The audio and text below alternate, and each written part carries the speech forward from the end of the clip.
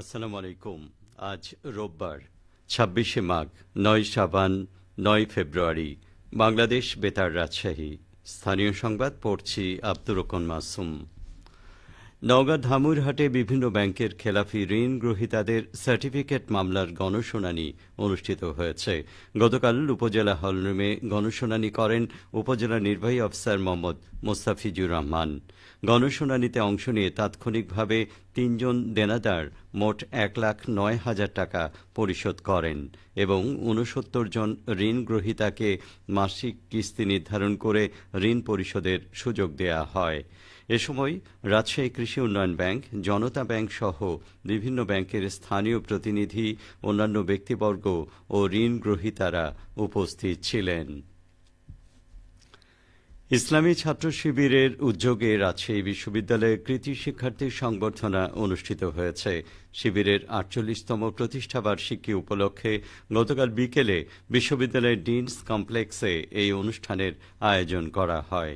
অনুষ্ঠানে প্রধান অতিথি ছিলেন ছাত্র শিবিরের কেন্দ্রীয় সেক্রেটারি জেনারেল নুরুল ইসলাম সাদ্দাম। রাবি ছাত্র শিবিরের সভাপতি মোস্তাকুর রহমান জাহিদের সভাপতিত্বে অনুষ্ঠানে আরও বক্তব্য রাখেন রাবি উপাচার্য প্রশাসন অধ্যাপক ড মোহাম্মদ মাইন উদ্দিন, রাবি শাখা ছাত্র শিবিরের সেক্রেটারি মুজাহিদ ফয়সাল ও সাবেক সভাপতি হেলাল উদ্দিন। অনুষ্ঠানে বিশ্ববিদ্যালয়ের ২০১৭-১৮, ২০১৮-১৯ এবং ২০১৯-২০ শিক্ষাবর্ষের ভালো ফলের অধিকারী ১২৫ জন মেধাবী শিক্ষার্থীকে ক্রেস্ট, বই খাতা সহ বিভিন্ন শিক্ষা উপকরণ উপহার দেয়া হয়। নাটোরের বড়াইগ্রামে কৃষক কৃষানি প্রশিক্ষণ ও কৃষক সমিতি গঠন সম্পর্কিত অবহিতকরণ সভা অনুষ্ঠিত হয়েছে। গতকাল উপজেলার জলন্দা গ্রামে পার্টনারশিপ ইন ব্র্যাক ব্যাংক ডিএই কৃষি উন্নয়ন প্রকল্পের আওতায় এলাকায় ৬০ জন কৃষক কৃষানি নিয়ে এই সভা অনুষ্ঠিত হয়।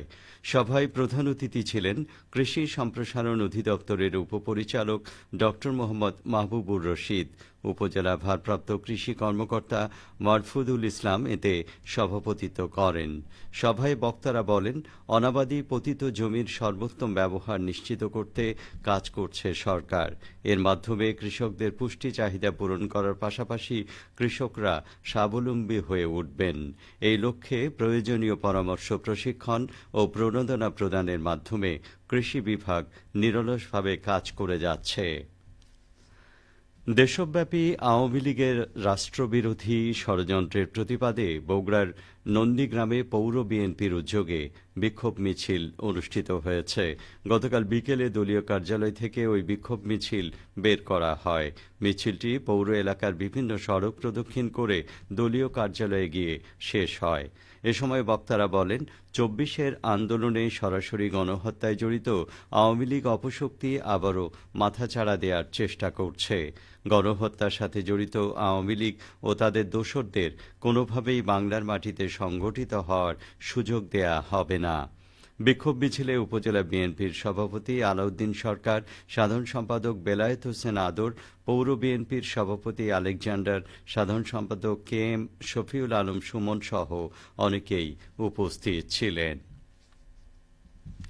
জমকালো অনুষ্ঠানের মধ্য দিয়ে পাবনার ঈশ্বরদীর বাঘইল স্কুল অ্যান্ড কলেজের দুদিনব্যাপী প্লাটিনাম জয়ন্তী উৎসব শেষ হয়েছে। গতকাল দ্বিতীয় দিনে নানা অনুষ্ঠান এবং রাতে সাংস্কৃতিক অনুষ্ঠানের মধ্য দিয়ে উৎসবের সমাপ্তি ঘটে। অবসরপ্রাপ্ত কর্নেল আব্দুল গনির সভাপতিত্বে অনুষ্ঠানে প্রধান অতিথি ছিলেন বাংলাদেশ পেট্রোলিয়াম কর্পোরেশনের চেয়ারম্যান ও সচিব আমিনুল আহসান কামাল। এ সময় অন্যান্যের মধ্যে সাবেক এমপি সিরাজুল ইসলাম সর্দার, পাকশী বিভাগীয় রেলওয়ের ব্যবস্থাপক শাহ সুফি নূর মোহাম্মদ, অতিরিক্ত জেলা প্রশাসক জাহাঙ্গীর আলম, ঈশ্বরদী উপজেলা নির্বাহী অফিসার সুবীর কুমার দাস বক্তব্য রাখেন। এর আগে গত শুক্রবার জাতীয় পতাকা উত্তোলন, বেলুন ফেস্টুন, পায়রা উড়িয়ে অনুষ্ঠানের উদ্বোধন করা হয়। পরে গতকাল সন্ধ্যায় অনুষ্ঠানে বীর মুক্তিযোদ্ধা, শহীদ মুক্তিযোদ্ধাদের সংবর্ধনা, ক্রেস্ট ও উত্তরীয় প্রদান করা হয়। রাতে শিল্পী আসিফ আকবর ও আঁখি আলমগীরের সঙ্গীত পরিবেশনের মধ্য দিয়ে অনুষ্ঠান শেষ হয়। নওগাঁর ধামুইরহাটে তারুণ্যের উৎসব ২০২৫ উপলক্ষে জুলাই বিপ্লবের চিত্রাঙ্কন প্রতিযোগিতা ও প্রদর্শনী অনুষ্ঠিত হয়েছে। গতকাল ধামুইরহাট বালিকা উচ্চ বিদ্যালয় হলরুমে অনুষ্ঠানে প্রধান অতিথি ছিলেন উপজেলা নির্বাহী আফসার মোহাম্মদ মোস্তাফিজুর রহমান। এ প্রতিযোগিতায় উপজেলার বিভিন্ন শিক্ষা প্রতিষ্ঠানের ৪৮ জন শিক্ষার্থী অংশগ্রহণ করে। চিত্রাঙ্কন ও প্রদর্শনী শেষে দুটি গ্রুপে মোট ৬ জন বিজয়ী নির্ধারণ করা হয়। এ সময় উপজেলা একাডেমিক সুপারভাইজার কাজল কুমার, উপজেলা রিসোর্স অফিসার খুরশিদা পারভিন সহ আরও অনেকেই বক্তব্য রাখেন। খেলার খবর ক্রিকেট।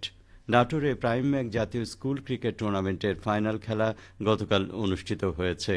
খেলায় নাটোর সরকারি বালক উচ্চ বিদ্যালয়কে ৫ উইকেটে পরাজিত করে শেরেবাংলা উচ্চ বিদ্যালয় চ্যাম্পিয়ন হওয়ার গৌরব অর্জন করে। নাটোর জেলা আধুনিক স্টেডিয়ামে এই টুর্নামেন্ট অনুষ্ঠিত হয়। সবশেষে আবহাওয়া। আজ সকাল ৬টায় রাজশাহীতে তাপমাত্রা ছিল ১০ ডিগ্রি সেলসিয়াস। সেই সময় বাতাসে আর্দ্রতার পরিমাণ ছিল ৯৬%। রাজশাহী ও পার্শ্ববর্তী এলাকায় আজ সূর্যোদয় হয়েছে ভোর ৬টা ৪২ মিনিটে, সূর্যাস্ত সন্ধে ৫টা ৫৬ মিনিটে। সংবাদ শেষ হলো। আমাদের পরবর্তী স্থানীয় সংবাদ দুপুর ১২টা ১০ মিনিটে।